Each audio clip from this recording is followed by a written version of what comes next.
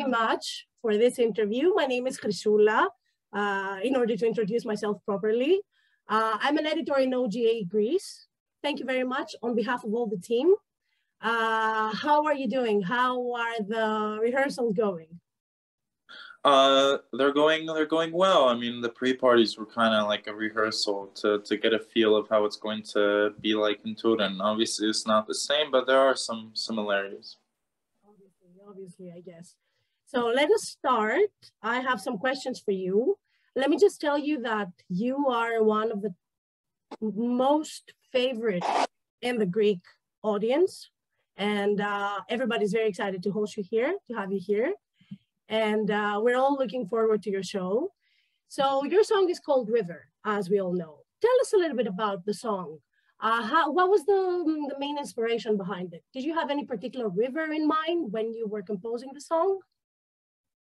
No, kind of just, you know, the concept of a river. I mean, it's pretty universal.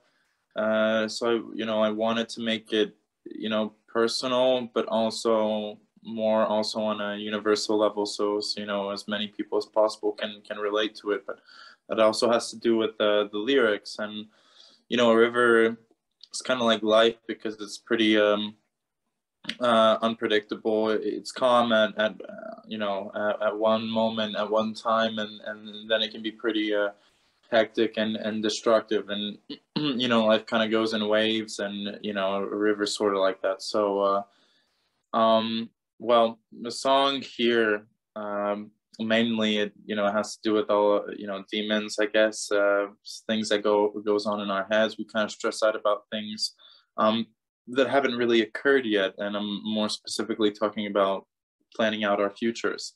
We don't really know what's going to be going on in the future, where our path leads, I guess, so to speak. And we plan out that future, but you know, it's uncertain, so that stresses us out. And you know, we're more afraid of the things that we don't know rather than the things that we know. So you know, the song is about kind of getting away from that for a moment, to take a breather, a moment of inner peace, and taking a step back to just relax, at least for a moment. What is your favorite part or favorite lyric from the song? Do you have any particular lyric that is like most significant to you? I'd probably say gonna lay my head down here and forever. I probably means the most to me, just because, I mean, you know, throughout all that noise, you know, obviously we need that moment to take a breath. And you know, when someone has a very hectic schedule and so many things going on, then it becomes important to actually find that moment of peace and calmness. And you know, once we have that, you know, we don't really want to let go of that. And that's basically, you know, my interpretation of that line. I know anybody can interpret it any way they like, but for me, it's just you know, if I have a moment to relax and a moment to be lazy, then trust me, I try to hold on to that as long as possible, because I know, you know, what's coming right after. You have to go back to work, and a lot of things you have to do, just come back. So, yeah. I would say that this is my favorite part of your song too, because I think I know it by heart so far. Like after the 1,000th time that I've listened to it. So yeah, probably this is my favorite one. So Krystian, through the lyrics, we understand that through water, you can find your redemption. Do you believe that water as a global symbol can help you get your message across the audience in Turin? What do you mean by like using water, or like referring to the river? For example, in Greek mythology, through water, the soul was transmitted to a different world. Do you believe that through water, which is a global symbol, you can transmit the message of your song easier to the audience? Well, I feel like obviously, you know, interpretation is up for everybody. It's more like it just differs from person to person, how, you know, the way that you relate to a song. That's why people have their own preferences, and music is in general pretty subjective. So, you know, I have my own interpretation, but I hope that people, you know, feel what I have to offer, and they feel it in their own way. You know, the fact that I'm singing about a river, I hope people can relate to the whole sense behind it, rather than just the fact that, you know, there's a river, because it's not necessarily about a river. It's kind of just kind of these sort of metaphorical comparisons that, you know, a river is kind of like our life, and it's calm at one moment, and then it gets pretty you know, discombobulated. So it just depends. It depends. But in general, I mean, I love water. I like water. I drink 3 to 4 liters of water a day to keep my throat moist enough to sing. And I mean, it's one of the things that keeps us all alive is water. I don't really understand people who actually like go through life not drinking water. I don't know how they're still alive, but no, I think so. I think water is needed. Water is essential to everyone. Yeah. Okay, thank you, Krystian. So most of the male voices are in the second semifinal, just like you. What do you think that you might have as a special trait that can make you be more significant than the rest of the male acts this year? Well, like I said, I mean, it's all up to preference, up to the people judging us. We all, you know, I like to think that we're all professionals, and we take this whole occasion, this whole event seriously. So I know that the rest of the male singers take it, you know, just as seriously as me. So, you know, I wish them all the best, and it's up to really preference. I don't really have any sort of like tricks. I just, you know, want to do what I feel is best, and hopefully it'll turn out well. Try to take care of my voice enough to you know, make it sound good on stage, and for all the people listening, and then hopefully people will like it. But yeah, it's more up to preference. Mm-hmm, mm-hmm. I can see that you're very humble, because my next question is, we know that Poland hasn't qualified for the final since 2017, but you are one of the favorites not only to qualify, but also to win the whole contest. Does that make you feel any extra responsibility for your country? No, not really. I just, I'd rather just focus on myself. I feel like that whole aspect of being a favorite is not, it's only justified when you actually show something on stage, when you actually show up and do your best. You know, the whole favorite thing, it has a lot to do with ifs, because people are kind of implying that maybe you have the chance to win, but it's not an absolute. So I'd rather just focus on myself, and hopefully you know, enough people will like it that, you know, I might rank higher. But I try not to really think about that, just because it's not really, it's more of a maybe rather than you know, what's sure and what's certain, a certainty. So yeah, I don't really look at that. I don't really feel like the favorite, but one of the favorites. It's just incredibly kind of so many people to appreciate, you know, my song, and hopefully that will continue. Hopefully they'll like what I have to offer in Turin. I think that people appreciate your message. I think that they appreciate you as a singer, as a personality, because you are very humble. You are hardworking. We can see that. We saw you in many pre-parties. We saw you singing your song. Tell us a bit more about the pre-parties. Did you enjoy it? Did you like any acts, maybe more than the rest? Did you hear any act live that it made you change your mind for the act? I mean, every stage is different. Every acoustic, you know, the acoustics of every stage was different. So, you know, for some people, one stage worked better for them, and another stage, you know, there were some technical difficulties at some of the stages. So, you know, this is really, these pre-parties are just kind of a rehearsal before the real thing. So, you know, if I were to be on the other side, I wouldn't really be judging, you know, what goes on through the pre-parties, just because it's kind of just a practice. It's supposed to be treated, you know, even though we have a lot to do, I feel like it's more, we try to treat it, you know, not necessarily, you know, obviously we treat it seriously, but not necessarily as, you know, work, more as a moment to just practice, rehearse, and sort of have fun with it. And then, you know, and then realize, you know, be conscious of the fact that in Turin is going to be the actual thing. So, I feel like a lot of countries are underestimated, and you know, they have a lot more to offer than what they've shown up until this point. I feel like the pre-parties were just like pretty minimalistic, showing like just a taste of what it could be. And yeah, and I wish all of them, you know, all the best. And there are some songs that I've listened to more than once.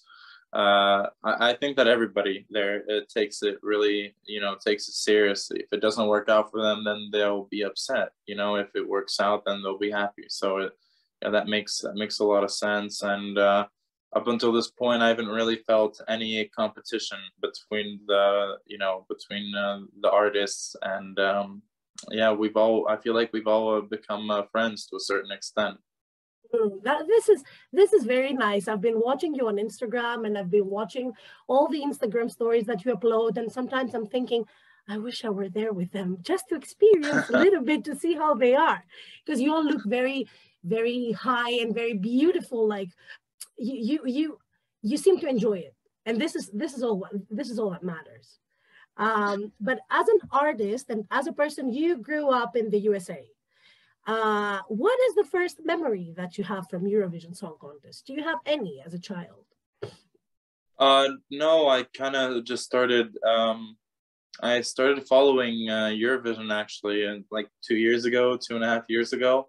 I wasn't really into it with you know, with my friends, and even my family weren't really into it. I was in the States, so we were kind of into other things. We didn't really follow it. But you know, when I moved to Poland to study, the first 2 years were kind of just the same thing. I was kind of in a different world, more classical world. So my focus was completely around that, and then I started to follow it.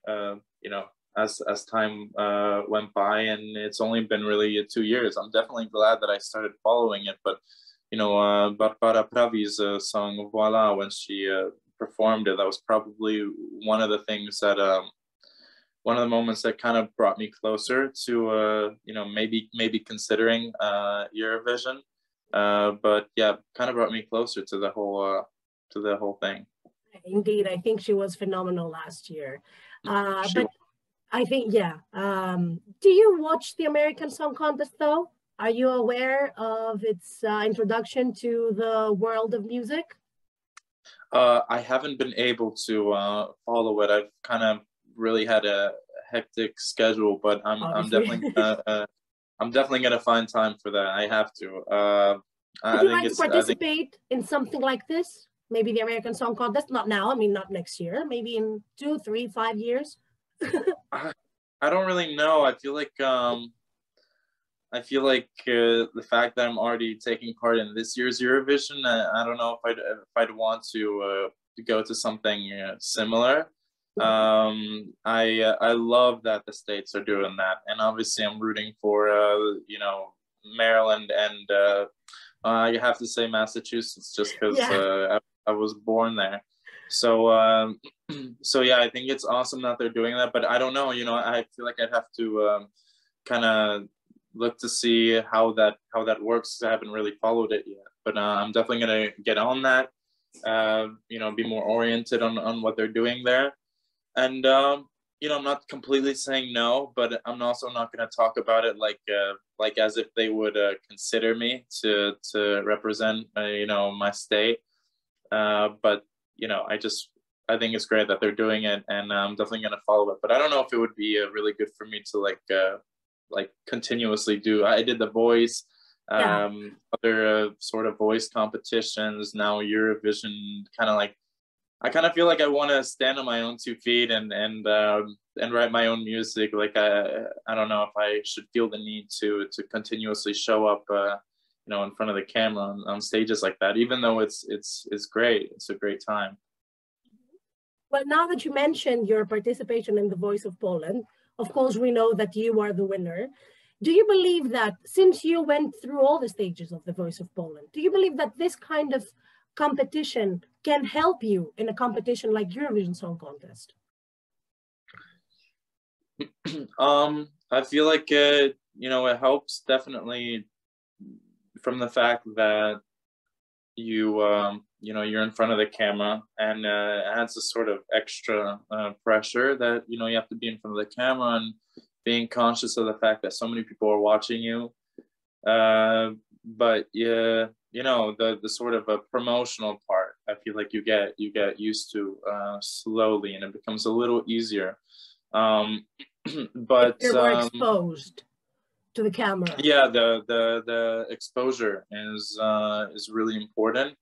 That promotional side of it is, I don't think anybody would go into something like that if that wasn't important for them.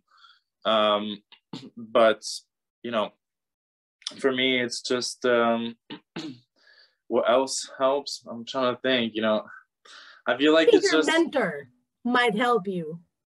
Maybe your mentor. He participated himself in 2016. Well, yeah. No, Spock definitely. I had a moment to talk to him about it, but he wasn't.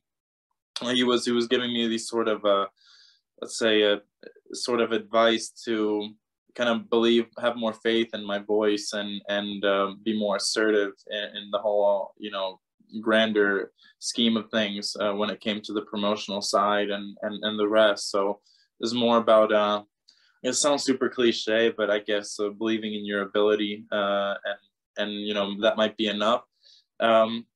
It's tough to talk about because you don't really you have to go through that. It's a very intense piece of work, but at the same time, it sounds cliche too, but you have to stay true to yourself, and it's only a plus if people like that. So it becomes probably a little easier if you are just yourself and you don't try to be someone else in front of the camera, and people like that. So that's for example, I mean, in my case, I try not to be someone that I'm not, and I'm incredibly lucky that I've had so many people who have liked that, and we love you the way you are. Please don't change. We love you the way you are. I'll try not to. And you also, Krystian, mentioned that you would like to write your own music in the future and to stand on your own feet. Which are your influences in music, given the fact that your grandfather is a tenor? Do you have only classical influences or other influences as well?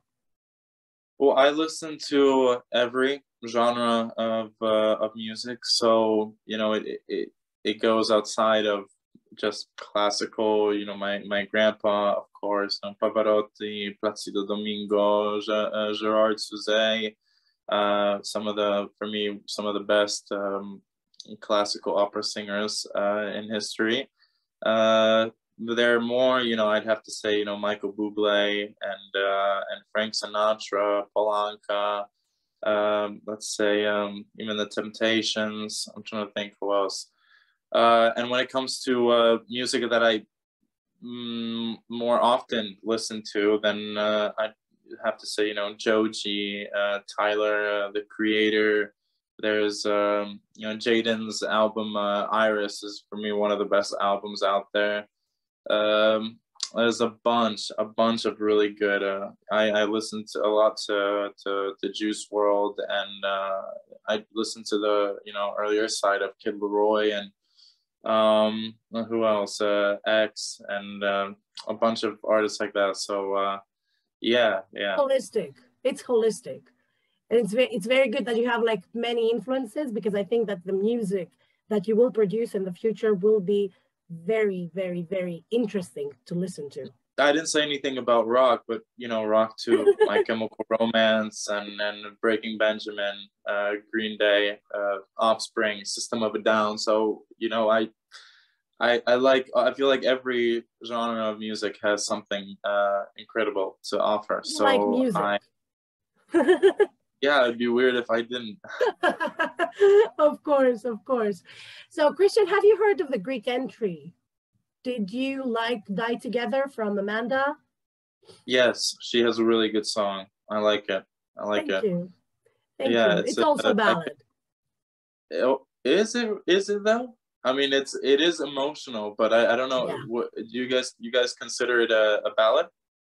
Well, I would say yes. I mean, it starts in a cappella, but then like the music goes in, and it becomes like it builds up till the end, the last chorus, which is like the strongest one. So yeah, like personally, I would consider it as a ballad. Like the productional value of it is really it's on a high level. I definitely say, and her melody really kind of it pulls you in. So I like the way it meshes together. It's a really good song. Thank you very much. And the last question before I let you go, what is Krystian's personal river? What's my favorite river? Like your personal river, as in like the meaning of your song. What do you consider it like as your personal river? And tell us also, what is your favorite river too? I mean, I wouldn't mind. Well, I guess, the song is personal, man. I feel like all my songs are to a certain extent personal to me. So river is, well, like I said, it's about, throughout that whole thinking about planning your future and being uncertain on how it's going to turn out and stressing out about that and getting to a point of inner peace and a moment to just take a breath. I'm still working on that. I'm still, tirelessly planning my future. I'm trying to plan my future, but, live for the now and today. So, I'm trying to just take it step by step so I don't get too, get too confused with where I'm going. But yeah, that's kind of just what it is for me. I spend a lot of time thinking about it, but yeah, I like to take a breath from time to time when I can. But I guess my favorite river, there's so many beautiful rivers in the world, but I'd have to say the River Nile, just because so much history. Sorry? Have you been there? No, Nile? I actually haven't been there. But I'm planning on going. Ton of history, very interesting river, and probably the Colorado River. Goes through Utah and a few other states. So yeah, I love both of them. Great. I think that maybe you deserve some good, not maybe, definitely you deserve some great vacation after Eurovision. So you can go to the Nile, you can go to every river in the world. I mean, you deserve it. Definitely. So thank you very much. Thank you. Before I let you go, can you give us a short message to all your fans in OGAE Greece? Okay. I wanted to say hi to all my fans in Greece. I was supposed to come visit Greece last year or 2 years ago, and it didn't work out just because I had some work to do, but I'm definitely going to go back. I have so many plans to once I visit your guys' country, and hopefully I'm hoping to make you guys proud at Eurovision, and I'll see you guys soon. Thank you very much. Thank you. It was an amazing interview. Thank you so much for your time, and thank you for setting up this thing. I really wish you all the best. All the best in Turin, all the best in your future career. I will be following you. Just be sure about that. I mean, if you see like any strange likes on Instagram, that will probably be me, or maybe like any groupie comments, it will be me, I promise. But thank you very much. It was very insightful. All the best from all the team of OGAE Greece, all the best from me personally, and I really wish that you will shine in Turin. We're really looking forward to seeing you. Thank you. We'll see each other soon. Thank you. Bye.